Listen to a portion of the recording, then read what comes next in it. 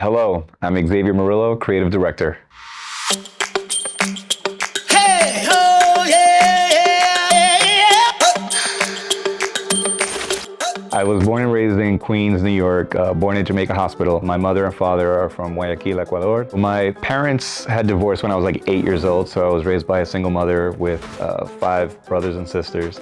And seeing her work, day in and day out, she was always making sure that her children had the finest education and to have the best opportunities as possible. I started this journey fresh out of high school, not knowing what I wanted to do. I met a friend of mine and he was just like, hey, so-and-so is looking for a personal assistant.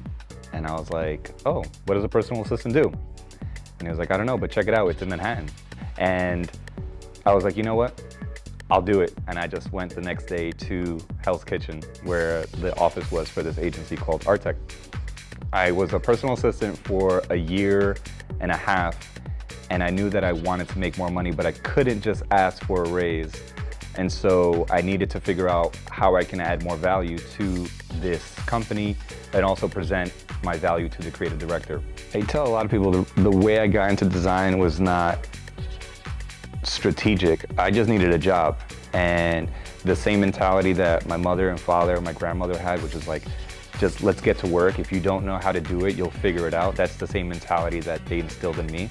And so that's what I told myself. I was like, you know what? I don't know Photoshop, but I'm gonna figure it out. So I called my friends that graduated high school with me and I was like, hey, do you need any flyers?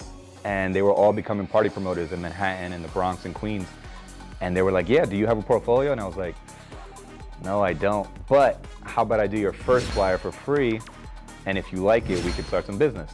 And then I brought this information to my boss and I was like, hey, I have these 8 clients on the side that I'm working with. Do you mind if I bring this to the business? We split the profits 50-50 and I'll work on the flyers.